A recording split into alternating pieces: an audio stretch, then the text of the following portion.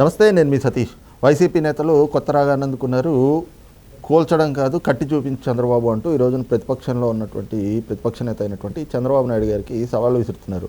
మరి 5 ఏళ్ల అధికారంలో ఉండి ఏం నిర్మాణాలు చేశారు, రాష్ట్రంలో అభివృద్ధిని ఏ స్థాయిలో పురోగతి చెందేలా చేశారు, ఇవన్నీ ఎక్కడా మాట్లాడకుండా ఈ రోజున ప్రతిపక్షంలో ఉన్నటువంటి చంద్రబాబు గారికి సవాళ్ళు విసరడం అనేటువంటిది కూడా హాస్యాస్పదంగా కనిపిస్తుంది అనేటువంటి విమర్శలు కూడా ఈ రోజున ప్రతిపక్ష పార్టీల నుంచి కావచ్చు, రాజకీయ విశ్లేషకుల నుంచి కూడా వ్యక్తమవుతూ ఉన్నాయి. మరి నిజంగా వైసీపీ నేతలు చేస్తున్నటువంటి ఈ రకమైనటువంటి వ్యాఖ్యలు ఎలా చూడాలి అనేటువంటి అంశం మనతో చర్చించేందుకు సీనియర్ జర్నలిస్ట్ సత్యమూర్తి గారు ఉన్నారు. సార్ నమస్తే. నమస్కారం అండి. 5 ఏళ్ల అధికారంలో ఉంది వైఎస్ఆర్ కాంగ్రెస్ పార్టీ. మరి పరిపాలన చేసింది కానీ, అధికారాలు ఉన్నది కానీ వాళ్ళ దగ్గర ఉంటాయి. అలాంటిది నిర్మాణాలు చేపట్టినా వాళ్ళు చేపట్టాలి, అభివృద్ధి చేసిన ప్రభుత్వం వాళ్ళది కాబట్టి వాళ్ళు చేయాలి, కానీ కూల్చివేయడం కాదు కట్టి చూపించి చంద్రబాబు అంటూ తెలుగుదేశం పార్టీ అధినేత చంద్రబాబుకి, అంటే ప్రతిపక్ష నేతకి సవాళ్ళు విసరడాన్ని ఎలా అర్థం చేసుకోవాలి? ఈ రకమైనటువంటి వ్యాఖ్యలు ఎన్నికల ముందు ఇప్పుడు ఇదొక స్లోగన్ లాగా తీసుకుని ప్రజల్లో దీన్ని ప్రచారం చేయడానికి కూడా ఎలా అర్థం చేసుకోవాలి? వైఎస్ఆర్ కాంగ్రెస్ పార్టీకి ఒక పెద్ద ఎసెట్ ఏంటి అంటే వాళ్ళందరూ కూడా ఒకే రకమైన మానసిక స్థితిలో ఉంటారు. అది వాళ్ళకి పెద్ద ఎసెట్. ఏంటి, ఎవరన్నా మామూలుగా మీరు కానీ నేను కానీ ఎవరన్నా పెద్దవాళ్ళు వచ్చి ఏదన్నా చెబితే వింటాం, విని మనలో ఏదన్నా లోపం ఉంటే కరెక్ట్ చేసుకుంటాం. కానీ వైసీపీ నాయకుల్లో పైనుంచి కింద దాకా, అంటే జగన్ దగ్గర నుంచి కింద స్థాయి కార్యకర్త వరకు వాళ్ళు ఎందుకో ఆ బెంట్ ఆఫ్ మైండ్ తయారు చేసుకున్నారు. పక్కన వాడు చెప్తే వినకూడదు, మనకి తెలిసిందే మనది వేదం అనే ఒక సిద్ధాంతాన్ని వాళ్ళు మామూలు ఇదివరకు మనం అనుకునేవాళ్ళం. తాలిబాన్లు ఎట్లా ఉంటారు, వాళ్ళు మహిళలు చదువుకోకూడదు అంటే, బాలికలు చదువుకోకూడదు అంటే ఇంకా వాళ్ళు అందరూ ఎందుకు అని అడగరు అనమాట.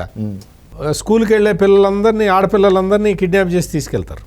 నువ్వు చదువుకోకూడదు అనేది ఎవరు అడగరు అనమాట. ఆ టైపులో ఈ వైసీపీ సైన్యం కూడా ఇట్లాగే ఉంటుంది, వైసీపీ సోషల్ మీడియా కూడా అట్లాగే ఉంటుంది. వాళ్ళు రీజనింగ్ అడగరు. వాళ్ళు చెప్పేది జగన్ వచ్చి చెప్తాడు, అసలు చంద్రబాబు అన్నీ కూలగొడుతున్నాడు అంటే ఇంకా పైనుంచి కింద దాకా అందరూ అన్నీ కూలగొడుతున్నాడు అని చెప్పేస్తారనమాట.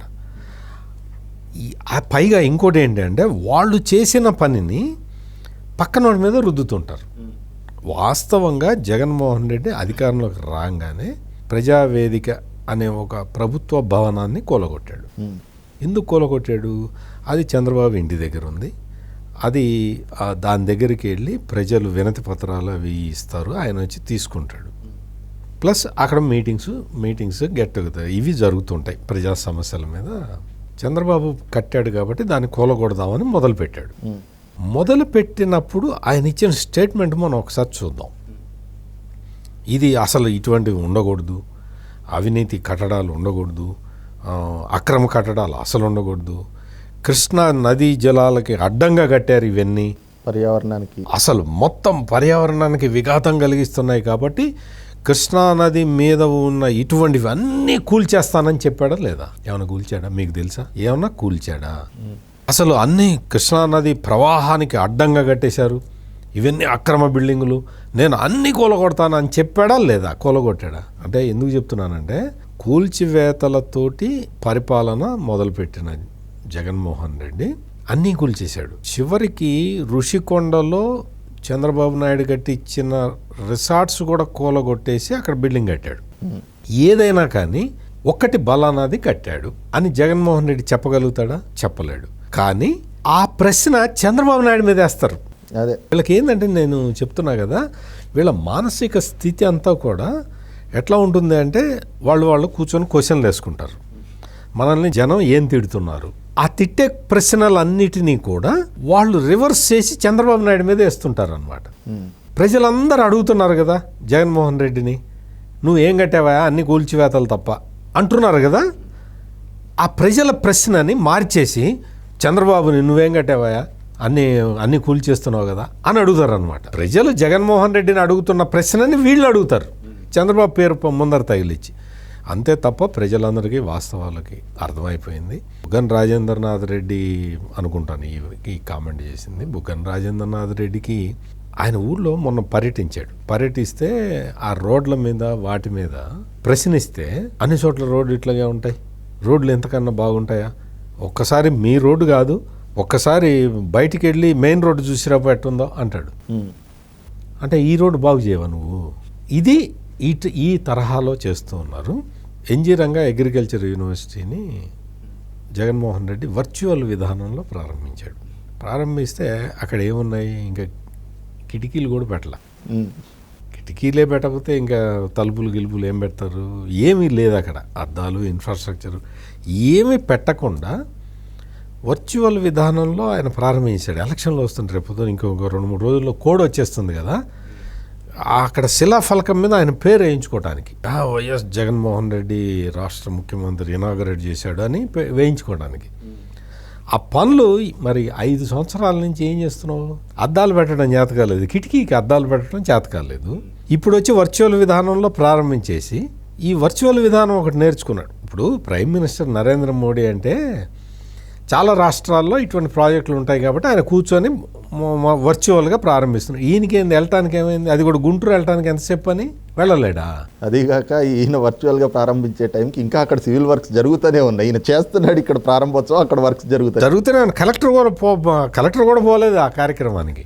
అంటే ఈ తరహా ఇది చేసి మొత్తం ఇటువంటి పనులే, మొత్తం విధ్వంసం చేయటం, కొత్త నిర్మాణాలు ఏవి చేయలేకపోవటం, ప్రజలు తమకు వేస్తున్న ఆ ప్రశ్నని చంద్రబాబుకి ఆపాదిస్తూ వీళ్ళు అడగటం, వీళ్ళు అడిగిన ప్రశ్నని వైసీపీ సోషల్ మీడియా దాదాపు 1000 కోట్లు అండి, అది 1000 కోట్ల బడ్జెట్ తోటి వైసీపీ సోషల్ మీడియా పనిచేస్తూ ఉన్నది.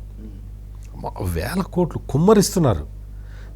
మీరు ఎక్కడన్నా చూడండి, ఆంధ్రప్రదేశ్లో మొత్తం ఆ ఫ్లెక్సీలు, సిద్ధం ఫ్లెక్సీలు చూసాం కదా, ఎన్ని 1000 కోట్లు ఖర్చు అయి ఉంటుంది. రాష్ట్రం మొత్తం పెట్టేశారు. ఇప్పుడు అవి తీసేసి కొత్తవి పెడుతున్నారు. మొత్తం అయిపోయింది, ఇంకా సిద్ధం అయిపోయిందా?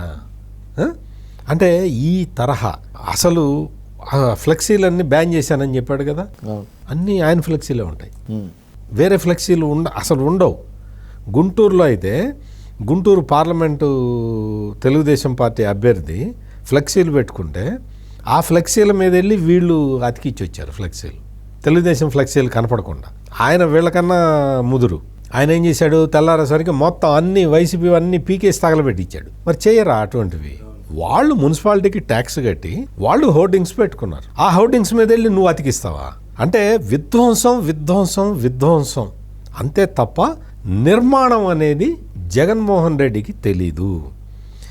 పైగా ఆ నిర్మాణం అనే తెలియని ఈ ముఖ్యమంత్రి చంద్రబాబు నాయుడుని అడుగుతాడు. చంద్రబాబు నాయుడు ఏ నిర్మాణం చేశాడో వచ్చే చూస్తే అన్నీ తెలుస్తాయి.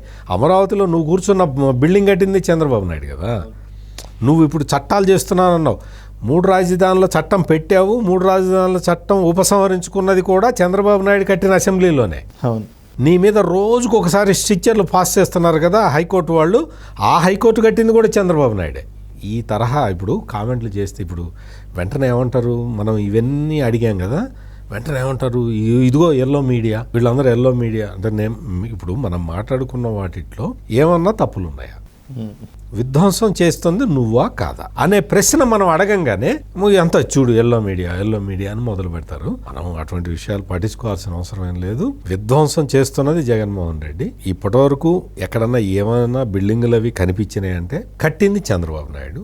అక్కడ కొన్ని చాలా స్ట్రక్చర్స్ ఉన్నాయి. అమరావతిలో చాలా స్ట్రక్చర్స్ సగం మిగిలిపోయి 80% వర్క్ అయిపోయిన ఉన్నాయి. నిన్న ఒక ఆయన చెప్తూ ఉన్నాడు, చూశాను. అక్కడ ఐకానిక్ టవర్ దానికి బేస్మెంట్ అది వేసి ఉంటే ఈ 5 సంవత్సరాలలో అందులో నీళ్లు నిండిపోయి మొత్తం ఐరన్ కూడా తుప్పు పట్టే పరిస్థితికి వచ్చింది. ఇది జగన్మోహన్ రెడ్డి సాధించిన ఘన విజయం అని చెప్తూ ఉన్నారు అక్కడ అందరూ ప్రజలు. అందుకని విధ్వంసం అంటే జగన్మోహన్ రెడ్డి గుర్తొస్తాడు, నిర్మాణం అంటే చంద్రబాబు నాయుడు గుర్తొస్తాడు. రైట్, ఇది చూస్తున్నాం కదా. తన వైఫల్యాలను ఒప్పుకునేటువంటి ధైర్యం లేని వైసీపీ నాయకులు ఈ రోజున ప్రతిపక్షాలని సవాలు చేయడం అనేటువంటిది హాస్యాస్పదంగా కనిపిస్తుంది. ఈ విధ్వంసకారుడిగా పేరొందినటువంటి జగన్మోహన్ రెడ్డి 5 ఏళ్లలో రాష్ట్రాన్ని నాశనం చేశాడు తప్పితే ఎక్కడ అభివృద్ధి పదంలో తీసుకెళ్లినటువంటి పరిస్థితులు లేవు. ఇది ప్రజలు కూడా గమనిస్తూ ఉన్నారు. కాబట్టి ప్రజలే జగన్మోహన్ రెడ్డికి సరైనటువంటి గుణపాఠాన్ని నేర్పుతారు అన్నటువంటి భావన కూడా సీనియర్ జర్నలిస్ట్ సత్యమూర్తి గారు వ్యక్తం చేస్తూ ఉన్నారు. Thank you. నమస్కారం.